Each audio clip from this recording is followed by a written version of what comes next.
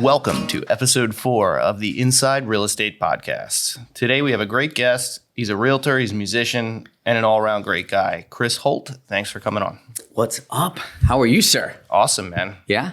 Getting up early, right? Yeah. Well, gotta make hay while the sun is shining, brother. So let's And thank you for having me on, for sure. I definitely am excited. I work with so many realtors that it's just kind of, I see what everybody's doing. Nobody's the same. You're all very unique people. Yeah. And aren't we? Yes. Unique's a good word. Yeah. Aside from individually, you're a special breed. Yes, no doubt.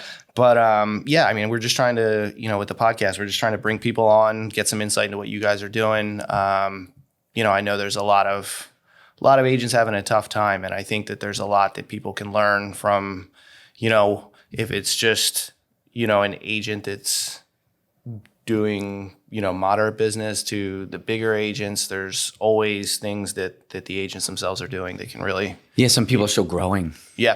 There's a lot to learn from it because there's a lot of people that are just getting started, but they're kicking some butt. Yeah.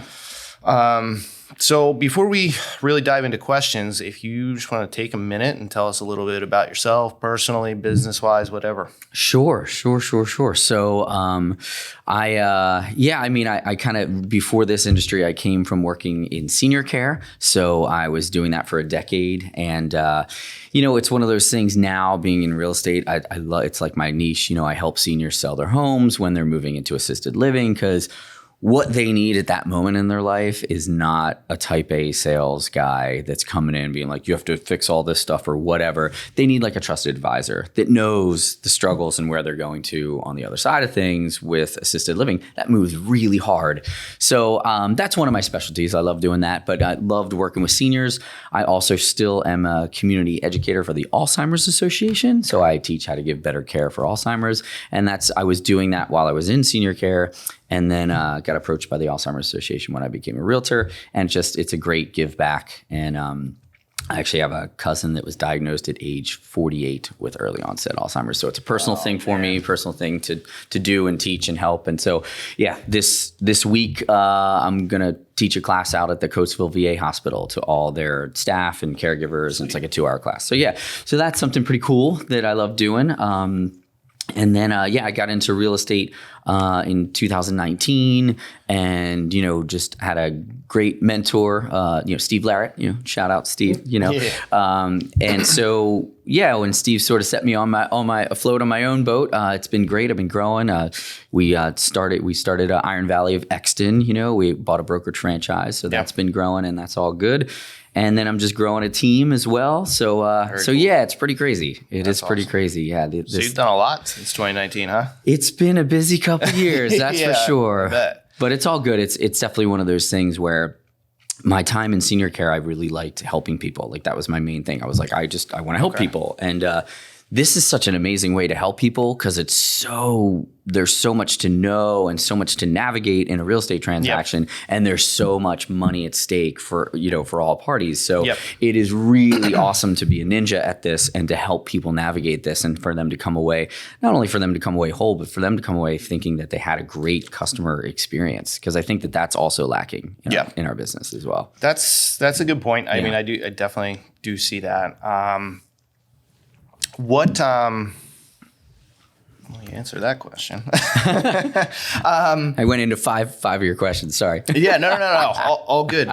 A lot of people get into the business, and one of the things that I've seen over the years, and I think initially when I think that I have my real estate license for a little bit while.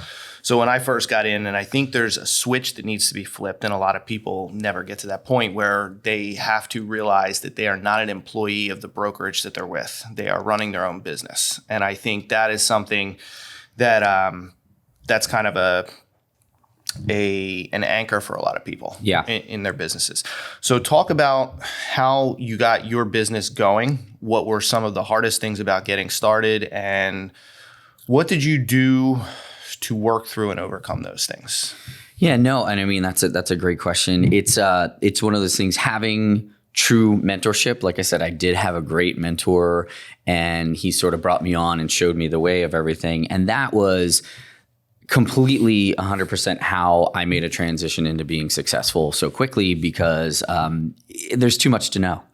You need to bounce this stuff off an expert that's been in the business for, 10 plus years.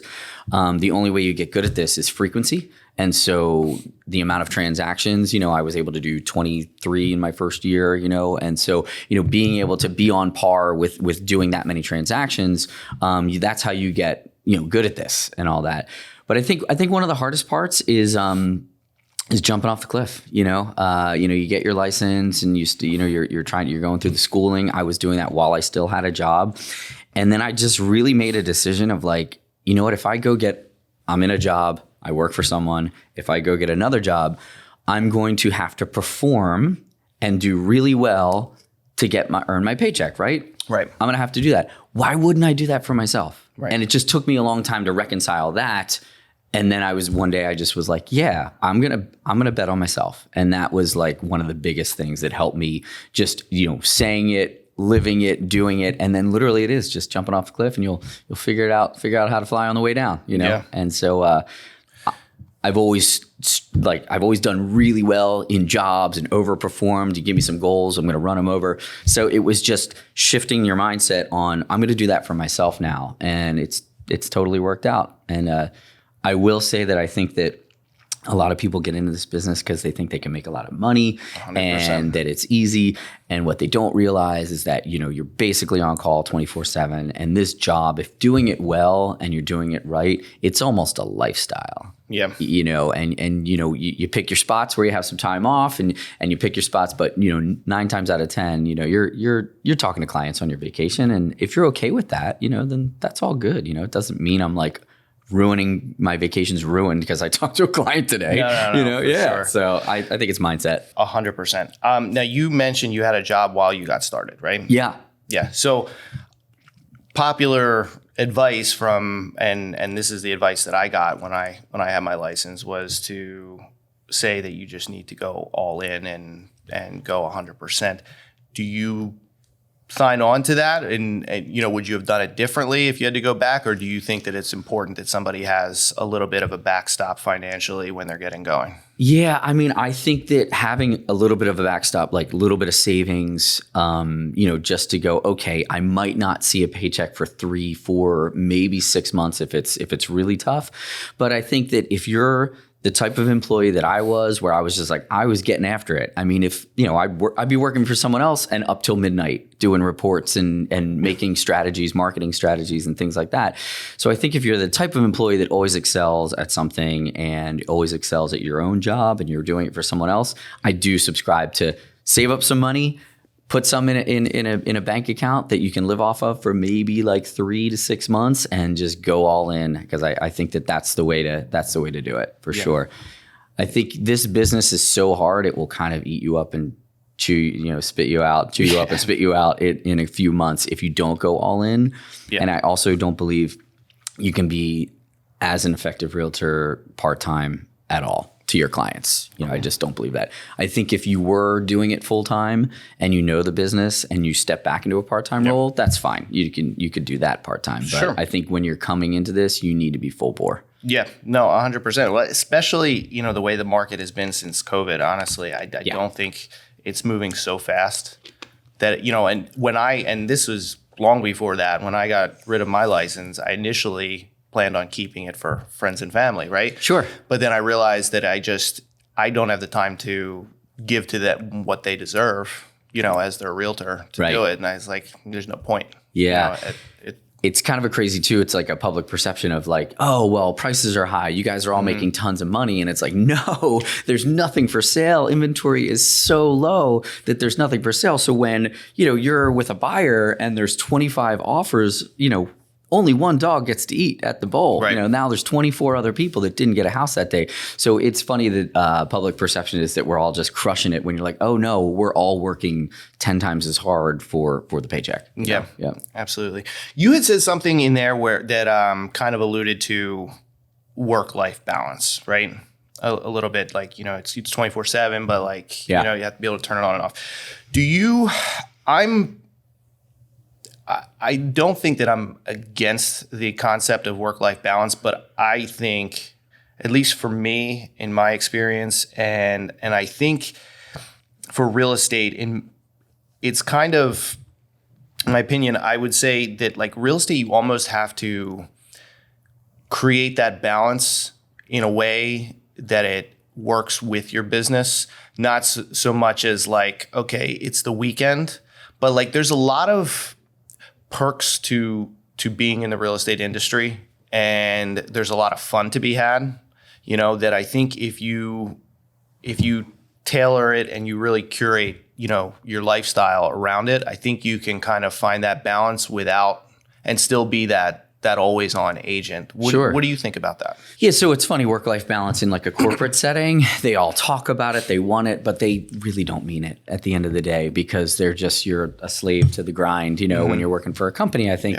Yeah. And the difference is when you shift to working for yourself is that in a way, you're like, oh, wait, I have to create this or this will just run me over. And a lot of people do get burnt out.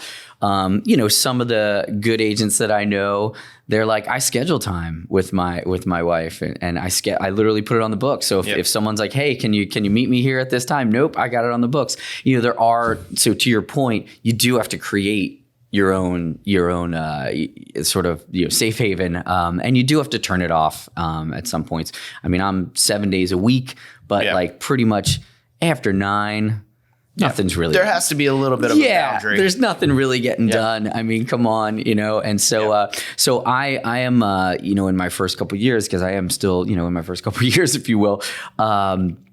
I'm bad. I've been bad at the boundaries. So it's something I'm currently working on, you know what I mean? And it is just like taking that time and being present for your family and being present for, events and things, and not always going, the phone will be there. I'm always jump to it and answer client questions all the time. It can wait a half hour if it can wait a half hour, Yeah. You're in a little bit of a not the, I guess you see it a lot, but not the average situation. You work with your wife, right? I do, yeah. So she runs day-to-day operations over at Iron Valley. Very cool. Yeah. How does that help with your balance when you're extra busy, I guess? Does it make it easier? So the thing about her is she's so super talented that, she's like a marketer, she's like a great admin, she's just a great, personality for our agents coming in. That's the, she's air traffic control for all that. And so having that kind of a person in that role, such a dynamic person, and I'm not just saying this because she's my wife, but yes, she is going to see this. Hi, honey. No, but it is true. Anyone that knows her knows that is very true. And so it's amazing that we can sort of let her run with that. But no, I mean, certainly it's challenging because, do we talk about real estate in my house? Yes. We do. And, but we have a lot of other interests like music and, we love hiking and we love things like that and all that. So, and travel. So we're trying to, you have to really manage yourself, you know what I mean? And take a step back and say, hey, let's just not always talk about deals that are going on or, all for this. Sure. So, yeah. And you guys seem like you're generally pleasant, happy people. So I guess you're doing something right. We're lucky like that. Yeah. We really are. We, you know what? It's, you got to find a partner in life that's down for your struggle, and you got to both be down 100%. For each other's struggle. So I feel lucky for sure. Totally agree.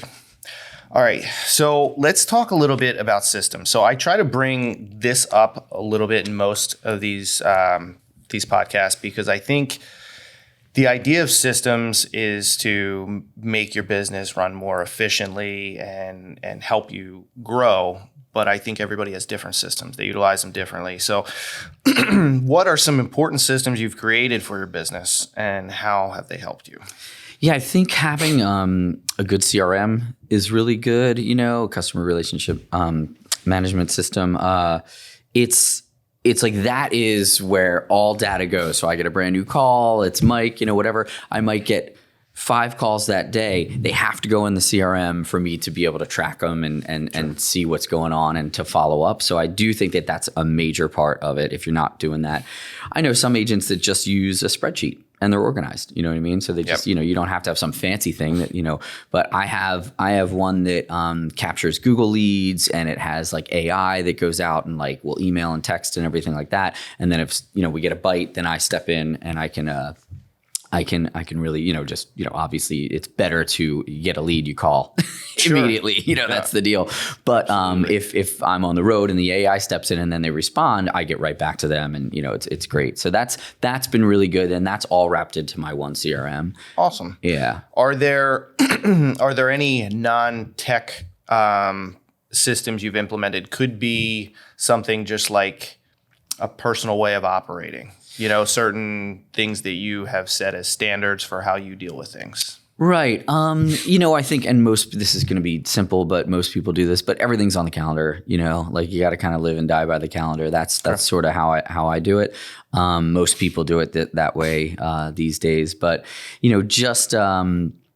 also, I think coaching is important too. It's like I was mentored in my, first portion, and then, getting away from mentorship. Now I have a coach, and having a coach and just someone there I don't need someone to say, hey, Chris, did you make 5 phone calls today? I'm motivated. I'm going to do that. But what I do need is, someone if I'm growing a big team and growing a brokerage all at the same time, which are two difficult things to do at the same time, it's nice to have someone that has the roadmap and can tell me what's going on. So I think that investing in your business, investing in yourself is important.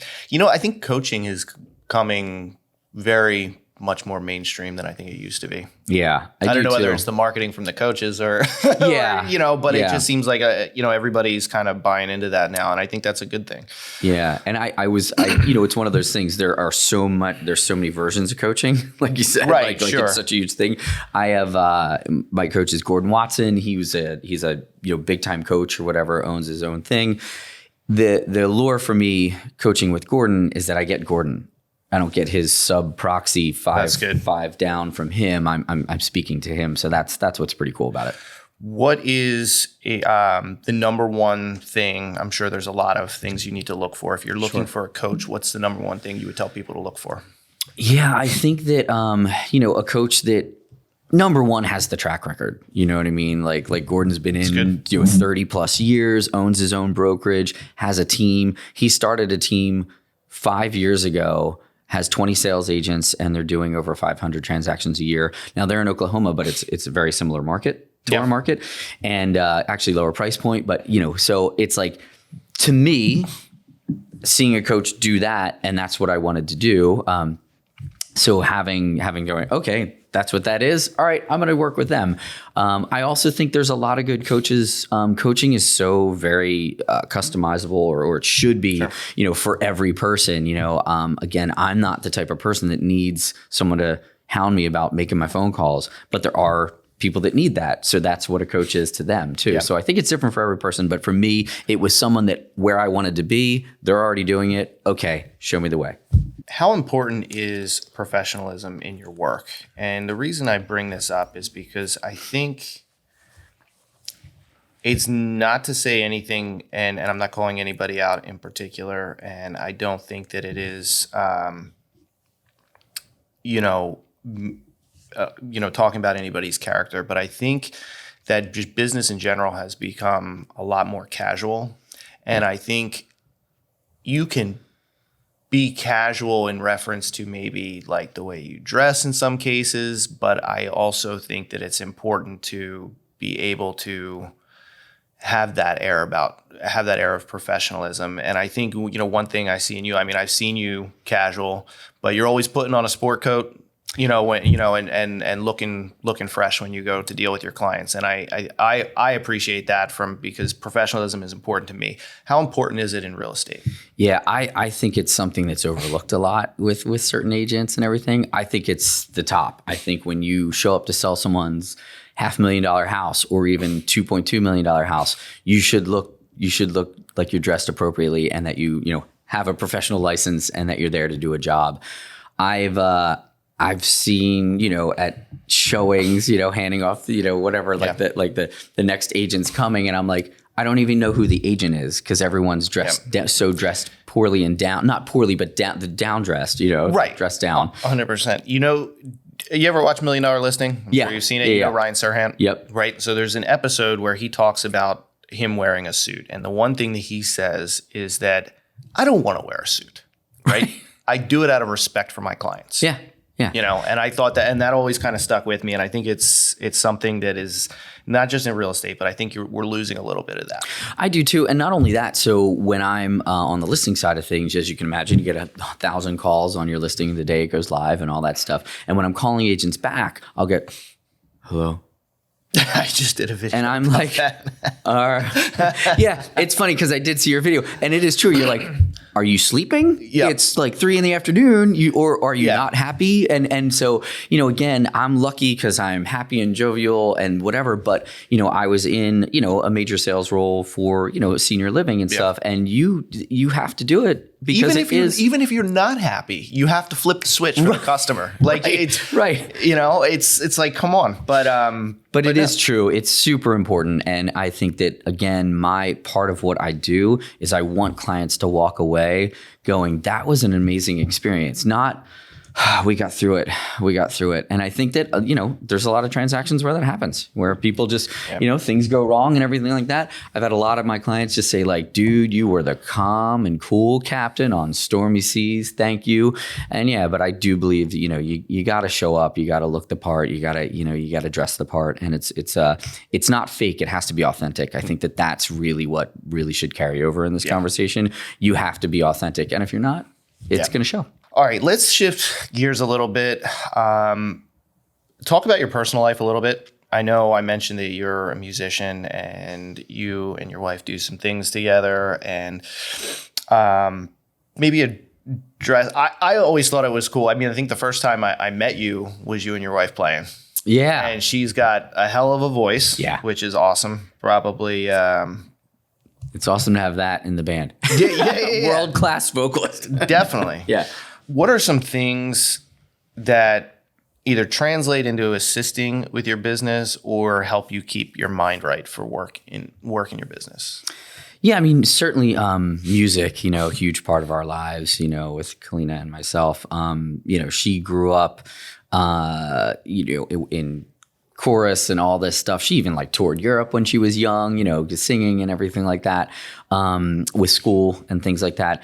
And then just, meeting her and having this awesome connection over music. Actually, it's funny because when we first met, I was in a band and then she was trying to get into a band. And I was like, hey, one of my buddies is great musician. And they had an epic, 10-year run of being in a band together. Yeah. And we weren't playing together. And then it was a friend of ours was like, this couple, they're like, no, we want to hire you guys. And we were like, which band do you want? They're like, no, we want you to. And we played their private party. And that sort of forced us to go, oh, I guess we should learn some songs together and everything like that. And now it's just such a natural fit, which is great because we do enjoy playing together. We play in respective other bands as well. I think Kalina's in 5 bands. How often are you guys playing? So these days, because real estate's pretty crazy, we're trying to play maybe twice a month, it keeps chops up and keeps things fun. But music is so great.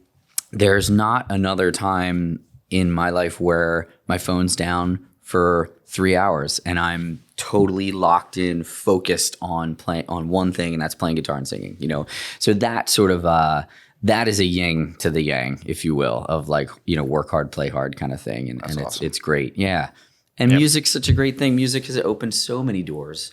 It's amazing how many doors music has opened just because it puts you in places that you just wouldn't ever think. I don't know. It's like I've met so many cool people and just people are excited to meet you after they hear you play. When it's really it's such a great thing. But what I love about it most is giving back. Again, we go around and we volunteer at senior centers and whatever, and we just if we can play music and make people happy or raise money for a cause, and that's awesome. So we're pretty active in doing that. Very cool. Yeah. Yeah.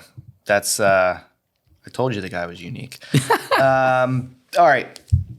So talk about why you decided to make the leap into owning a brokerage. What's that like? Yeah. So I had a friend that moved to Delaware. He had big corporate job, and his wife was like, "You're gonna quit your job because you're miserable and move to Delaware and sell real estate." And he did, and within like 3-4 years, he ends up getting involved with the Iron Valley franchise and owns 3 of them, 2 in Delaware, 1 in Maryland.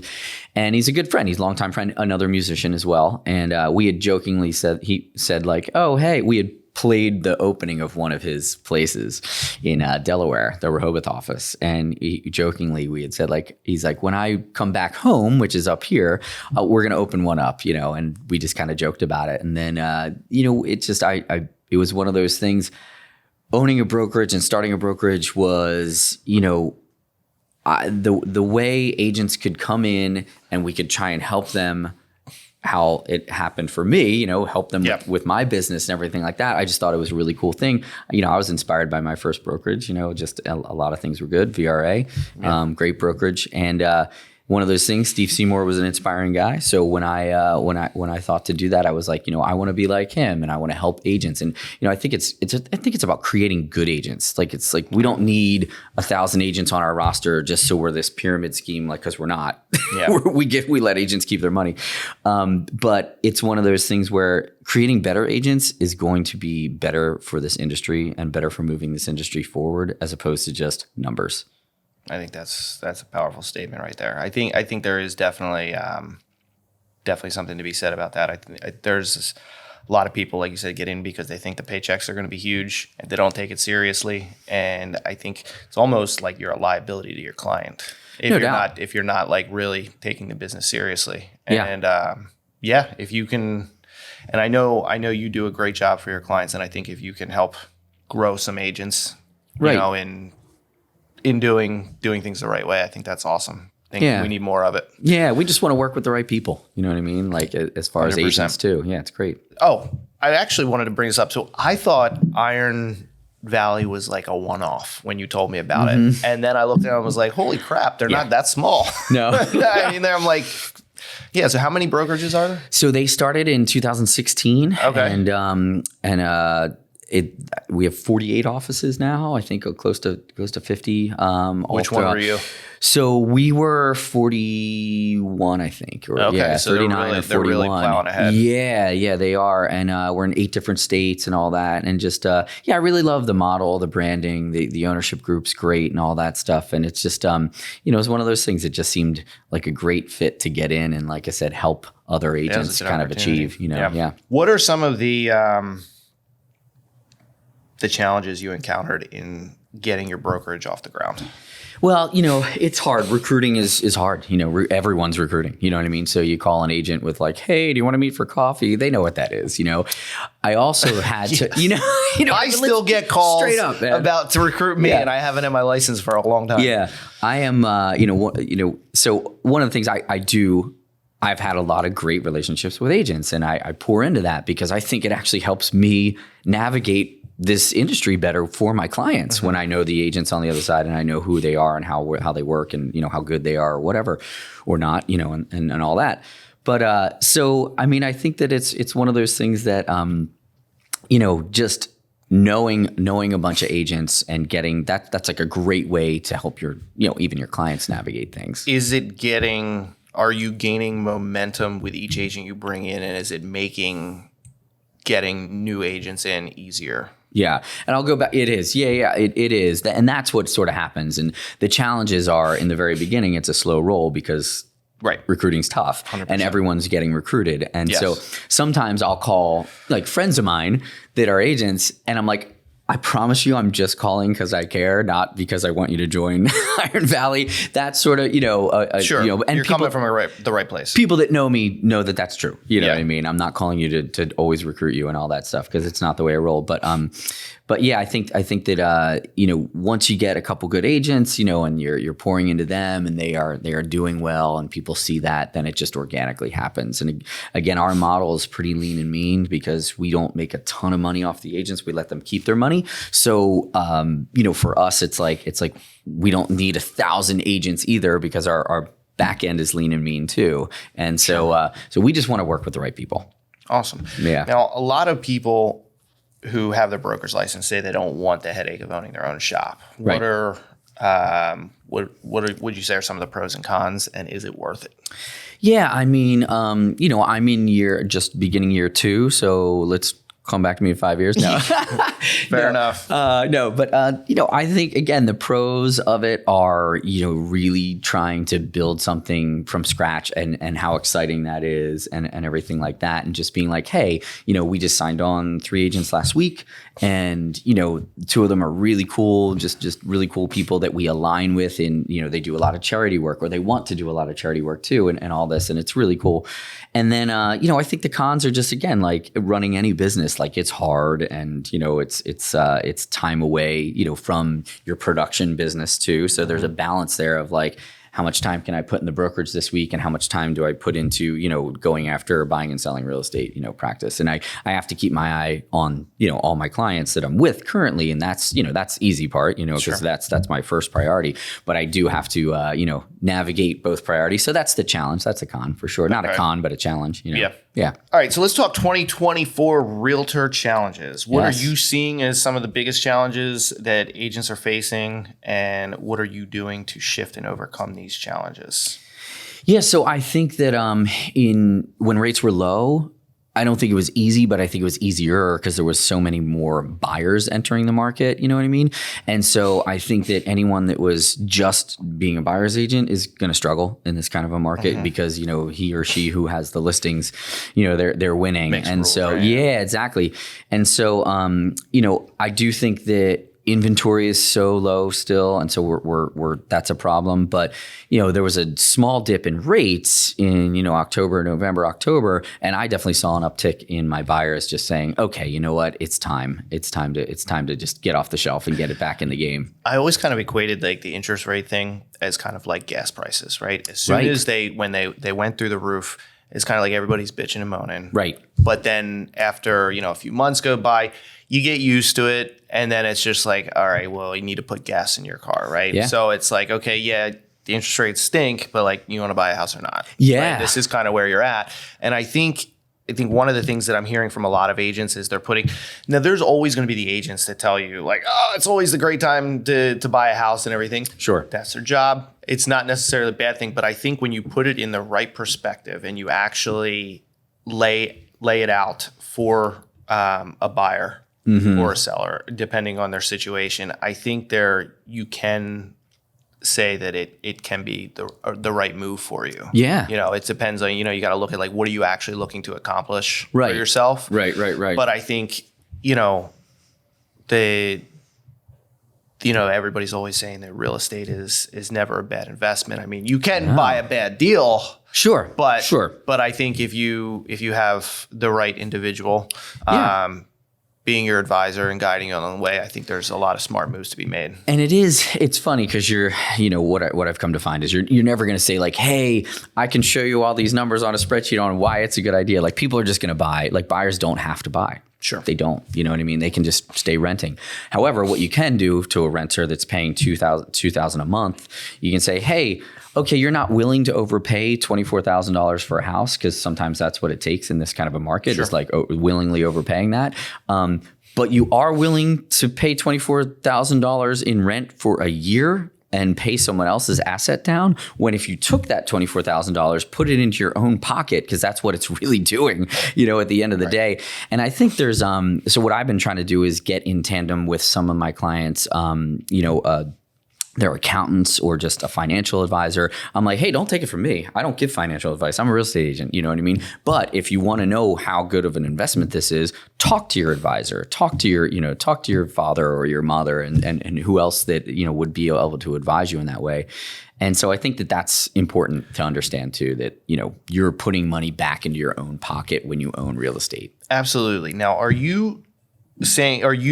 you were just mentioning that, like, is this a good investment? Are you talking about people buying their primary residence, or, and I guess where I'm going with that is like, are you seeing people that maybe own a primary residence, not looking to move personally, but are looking to get into buying an investment property?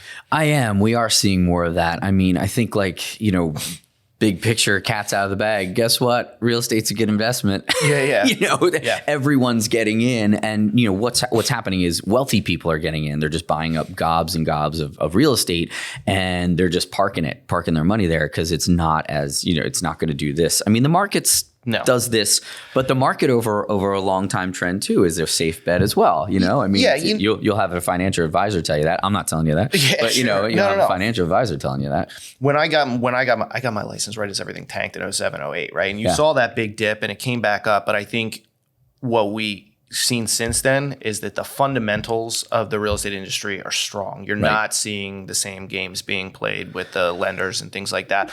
So I don't think you're going to see necessarily, barring anything catastrophic elsewhere, I don't think the real estate market itself just takes a dump. No, and I think if it does, we have bigger problems.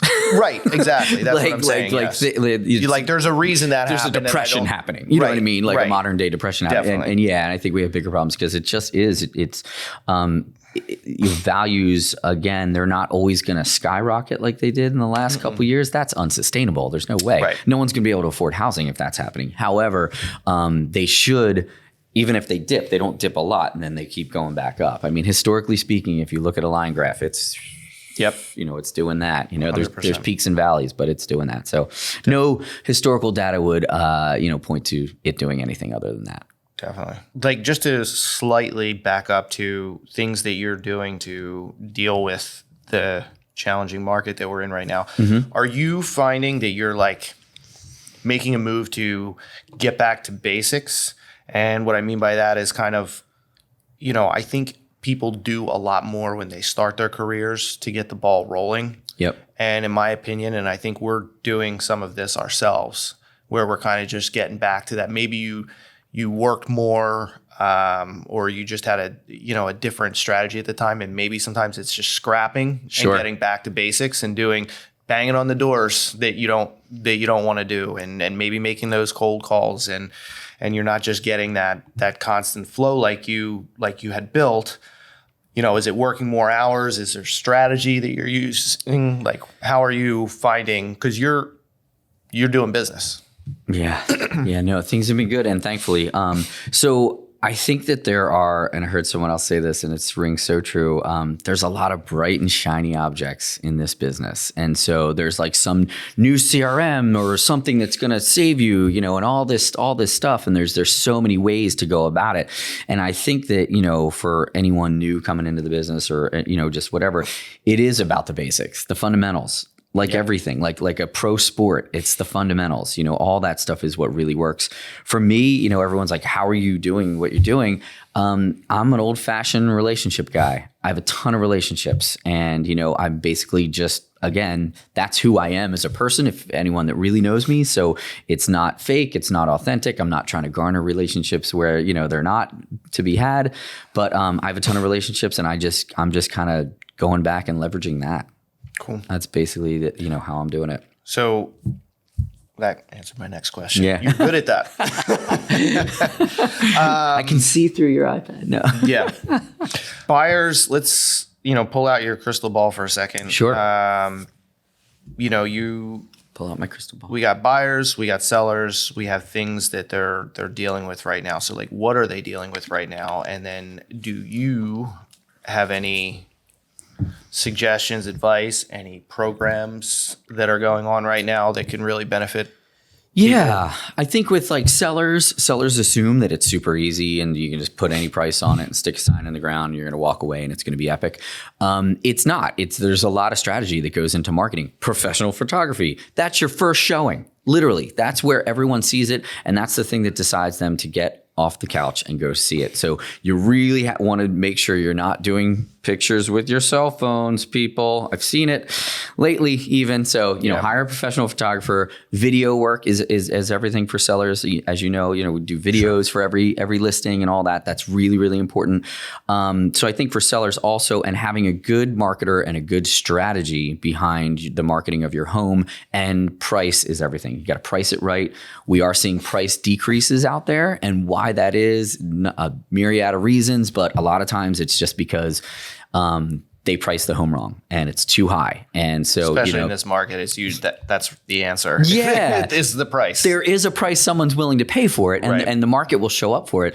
And the the feeding frenzy that happens to things that are underpriced is just it literally is just, it works almost every time. Yeah. You know? And so for sellers, I think it's having a good strategy with that. For buyers, there are all sorts of strategies. I have some buyers that are never going to want to waive inspections. We are seeing that in this market. Like, people are still waiving inspections, cash deals. Okay, I never want to advise anyone to waive inspections. I won't advise you to waive inspections. However, what I will do is I'll try and get the data to say, hey, this one has 4 offers and they're waiving inspections. Why don't we move on from this one? This one's not for us. And then for those buyers that don't want that, we can look at properties that have been on the market for 30 days or 10 days or whatever. And there might be some deals to be had in that. The last 2 buyers I got under contract, I did inspections. I negotiated $3,000 worth of repairs. I mean, those are kind of unheard of things, but I think it's just, getting your buyers into a place where they're focusing their lens on the right thing. Because if all they're going after is the brand new shiny penny that everyone else loves, they're just going to keep losing in a bidding war if they're not going to waive inspections and they don't have cash because they're competing against cash. Yeah. So I think that's the tough part. And it goes back to an agent who knows how to navigate that. Yeah. So that's a big factor. Yeah, for sure. One of the things I did want to talk about, though, it's super cool. So our in-house lender at Iron Valley of Exton is CMG Home Loans, and Sean Maloney, the mortgage man, which I think I know that guy. We all know him. And so they have this program called the Rate Rebound program. It's really exciting for buyers. If you buy with them, you can refinance unlimited for free for the life of the loan. Can you break that down? Like, what does that actually mean? Yeah. So when you get a loan and your rates are at 7.5, next month they drop to 6 or 6.5, you call up Sean and say, hey, I want to refinance. They literally have no lender fees. So they dissolve all the lender fees. The only thing you really do have to usually pay for is title. So a title insurance policy for your loan. And so basically that I believe if you get the same title company, they will transfer the policy, maybe give you some sort of a discount, but CMG will also throw $1,000 towards that title policy. So very minimal cost.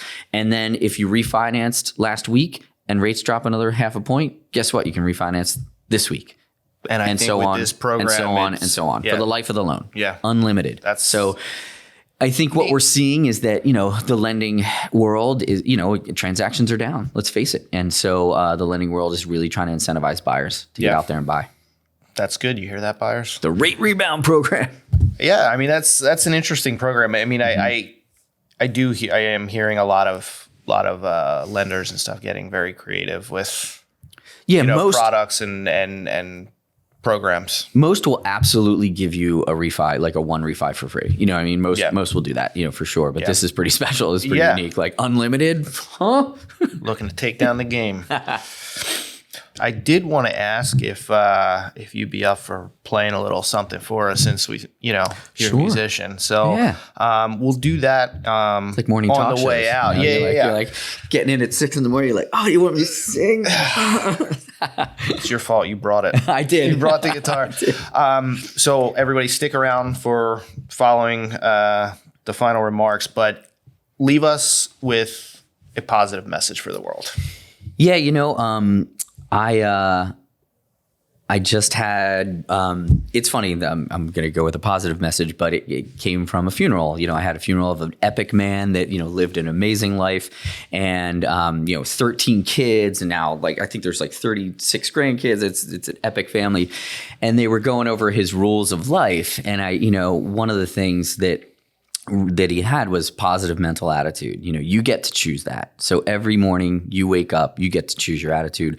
I've always kind of lived my life that way. However, it's nice to have a reminder sometimes where you're like, you know what? I do get to choose how I react to stimulus coming at me. If something comes at me, I don't have to be angry. I choose that, and again, so I really think that in this business, surviving the next couple of years that might be difficult, having a positive mental attitude is going to be everything. I think it's the game changer people need. I think that's exactly right.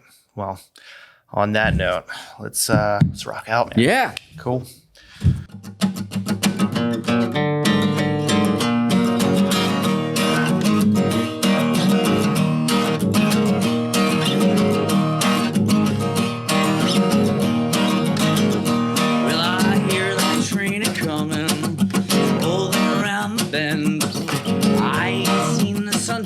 man saying, I don't know when I'm stuck in Folsom Prison, and time keeps dragging on. But that train keeps moving on down to San Antonio. When I was just a baby, Mama told me, son, always be a good boy. Don't you ever play with guns.